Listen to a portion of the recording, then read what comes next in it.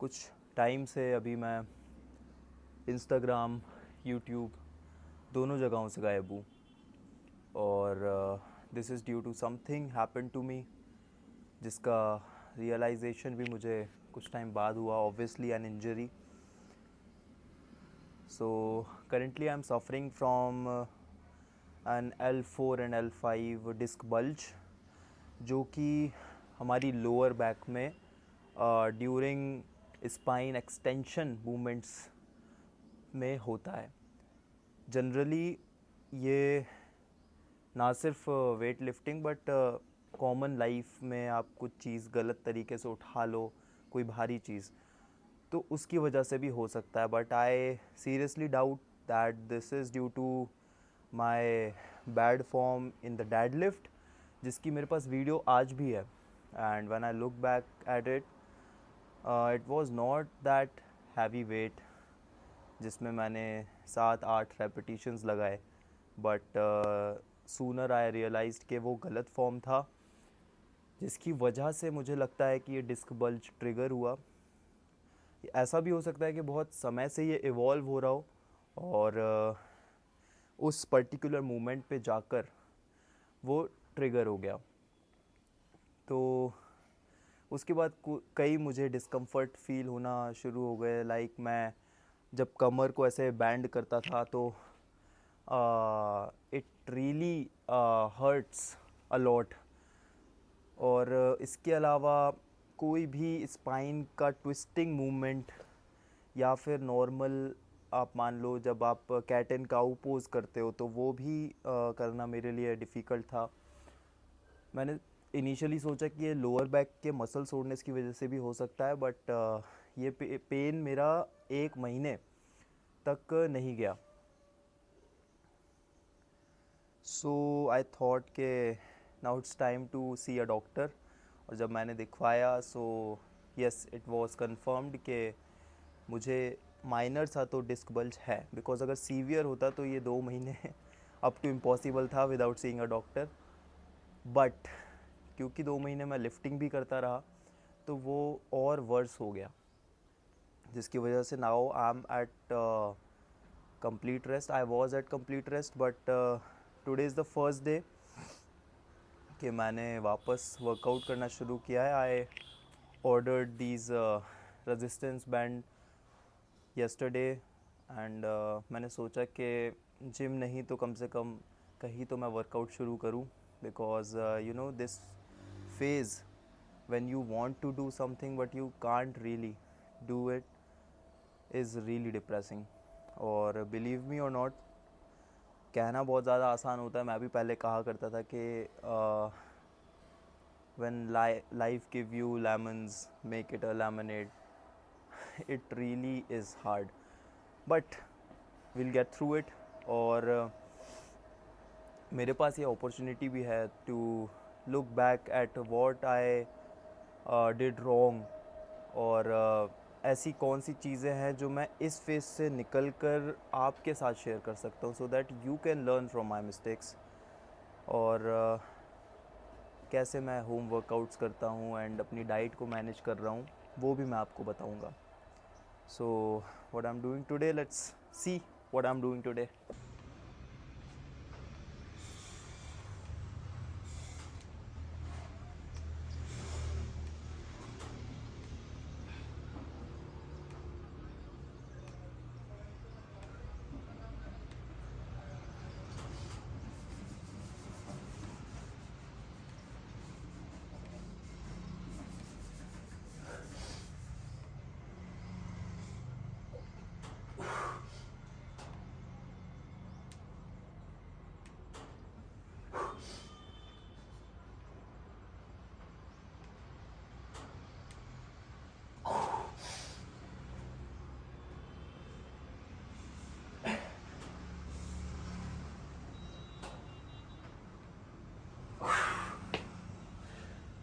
सो कई मूवमेंट्स करना मुझे अभी मना है कि जिसमें ज़्यादा स्पाइन का एक्सटेंशन या हाइपर एक्सटेंशन मूवमेंट्स जो होते हैं वो मैं नहीं कर सकता हूँ.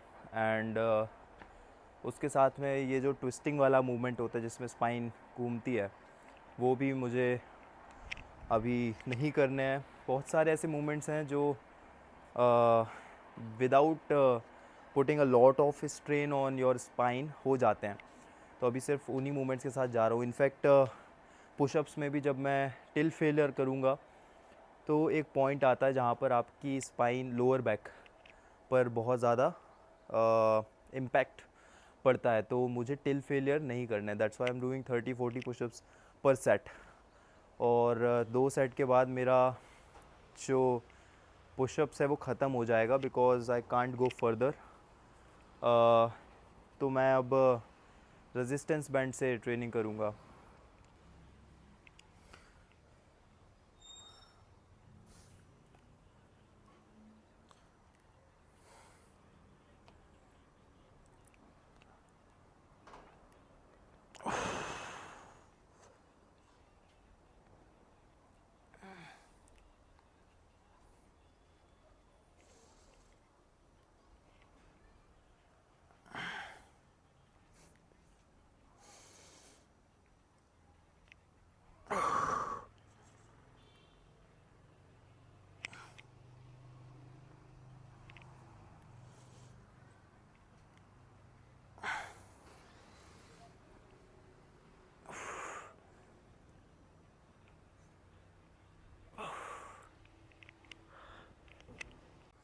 सो जो वर्कआउट का शेड्यूल है मेरा आज का, वो पुश है। एंड इसमें चेस्ट, ट्राइसेप, शोल्डर्स ऑब्वियसली आएंगे। एंड अभी चेस्ट मैंने ख़त्म कर दिया बिकॉज एक मैंने केबल से प्रेसिंग मूवमेंट एंड पुशअप कर लिया है। So I think to start after a while this is enough. And अब ट्राइसेप में कर रहा हूँ, तो यहाँ पर एक हुक था मेरे पास, तो यहाँ से मैंने ट्राइसेप एक्सटेंशन एक्सरसाइज बना ली है।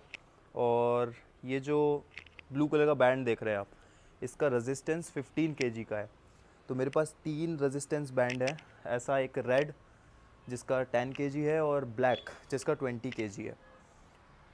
और इसको मैं जितना ऊपर से पकड़ूंगा तो नीचे लाने में उतना ही ज़्यादा रेजिस्टेंस मुझे लगाना पड़ेगा। सो ये कुछ वेरिएशन है, हर वर्कआउट में इक्वल रेजिस्टेंस मैं नहीं दे पाऊँगा, बिकॉज ऑब्वियसली ये ट्रैक नहीं हो सकता है कि कितना रेजिस्टेंस आपको मिल रहा है। तो एक मतलब फीलिंग के ऊपर भी बेस्ड है, और एक आइडिया लग जाता है कि कहाँ से कितना रेजिस्टेंस आएगा। सो ट्राइसेप एक्सटेंशंस, इसके बाद लैटरल रेजेस। और साथ में मैं क्या करूँगा, क्योंकि मैं ट्रैप्स तो कर नहीं सकता हूँ बिकॉज उसके लिए हमको बहुत ही ज़्यादा हैवी लोड चाहिए। इसके बाद बस एक मूवमेंट और करूँगा last for upper packs and anterior dealt, जो कि ये वाला मूवमेंट होता है जिसको शोल्डर फ्लेक्शन बोलते हैं हम विद सुपिनेटेड ग्रिप। तो इसमें अपर पैक्स जो प्राइम मूवर होते हैं वो ट्रेन हो जाते हैं, उसके साथ में आपके एंटीरियर डेल्ट्स भी ट्रेन होते हैं। तो कुल मिलाकर आज की 5 एक्सरसाइजेज रहेंगी। And I am going to be very sore today, so let's see how it work.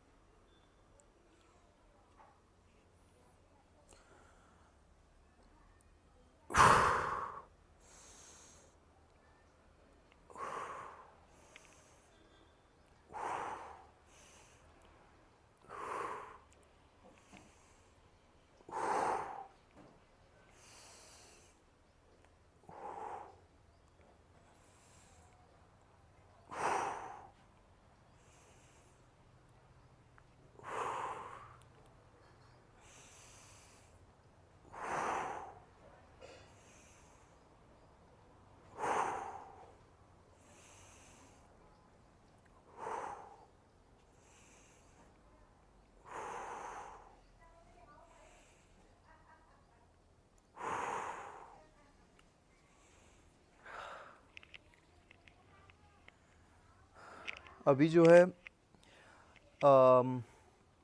Till failure नहीं जाऊंगा, क्योंकि उसमें आपके मसल्स को एक बहुत ही हायर इंटेंसिटी पर वर्क करना पड़ता है।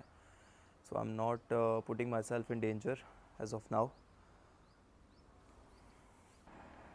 इंजरी की ख़ास बात ये होती है that it teaches you to slow down. जब आप हद से ज़्यादा पेस पकड़ लेते हो, it calms you down.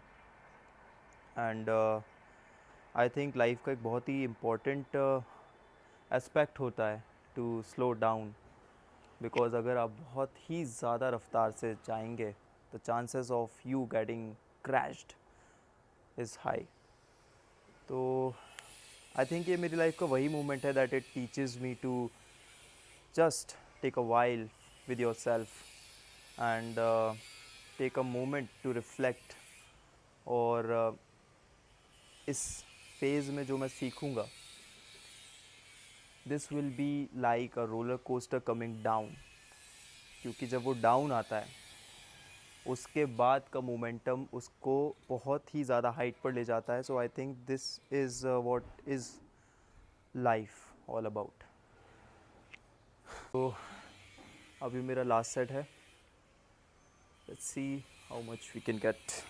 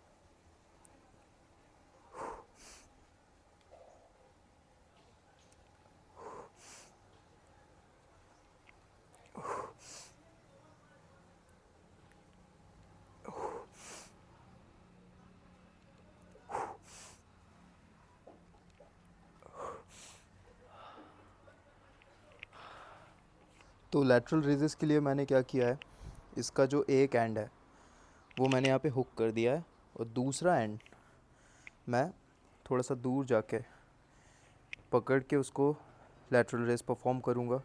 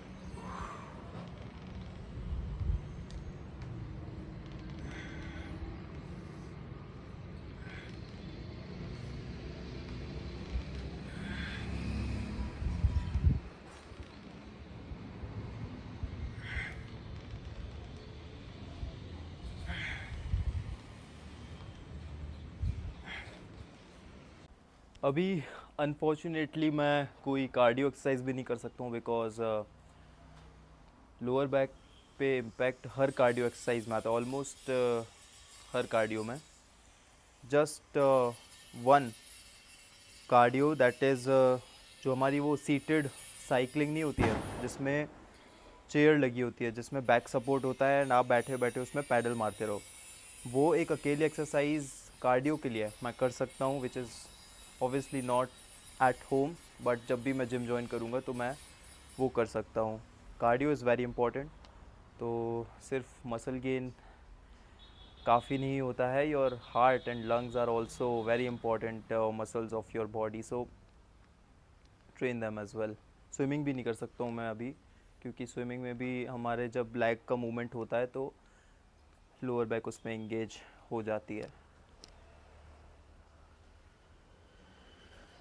Just a small portion of your body, it is in every moment of your life.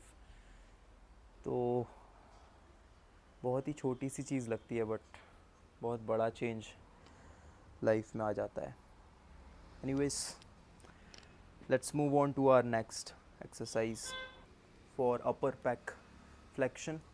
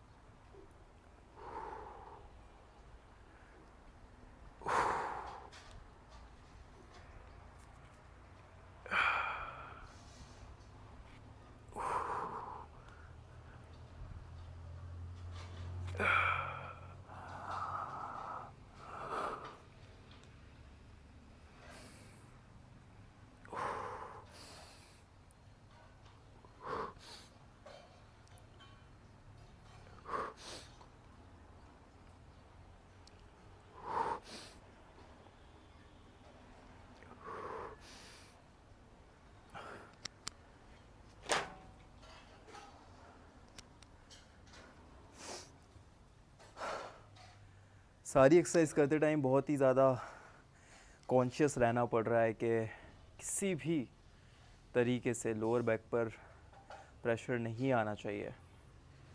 सो असली वर्कआउट से भी, मतलब हैवी वेट वर्कआउट से हार्ड हो चुका है अब लाइट वेट।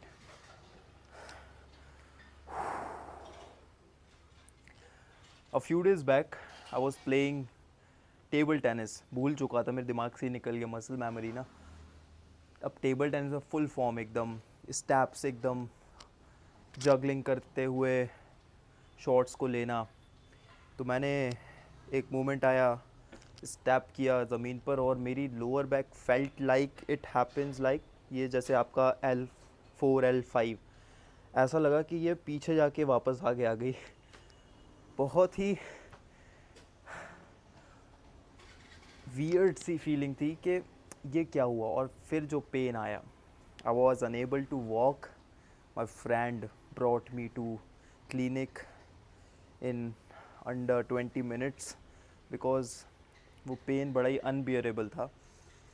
उसके बाद फिज़ियोथेरेपी हुई, इनफैक्ट मेरी अभी भी फिज़ियोथेरेपी चल रही है रेगुलर बेसिस पर, और अराउंड मुझे अभी 3 महीने तो लगेंगे एटलीस्ट फुल फ्लेज वर्कआउट करने में। and 6 months for a complete recovery, and 1 year for becoming where I was before. Like वो fully conditioned जो डिस्क है उसको अराउंड 1 साल लग जाएगा. So it will take a lot of patience.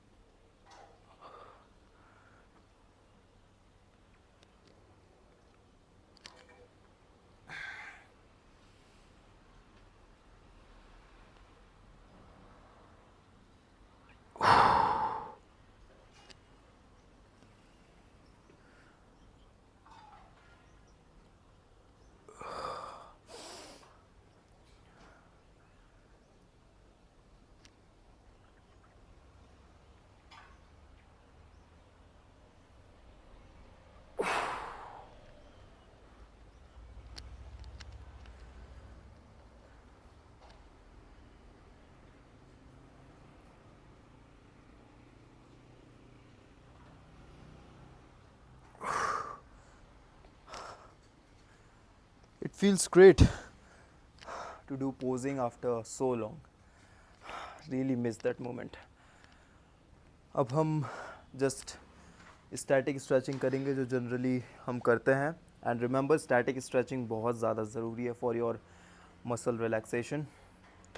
तो आज का ये वीडियो यहीं पर एंड करते हैं. It was not a niched topic, just a general talk because I wanted to share this phase of my life as well. और बहुत ही ज़्यादा डिफ़िकल्टी होती है जब ऐसा कुछ होता है आपके साथ, where you feel stuck, where you feel being in a downfall, और इस फेज़ से बाहर निकलने का आपको बहुत ज़्यादा इम्पेशेंटली वेट होता है. तो we are going to do this no matter what, because जहाँ हमको जाना है अभी तो उसका आधा रास्ता भी हमने पूरा नहीं किया है. So this injury isn't gonna take anything from me, and I'm going to come back even stronger, even bigger. So stay connected. I'll see you in next video.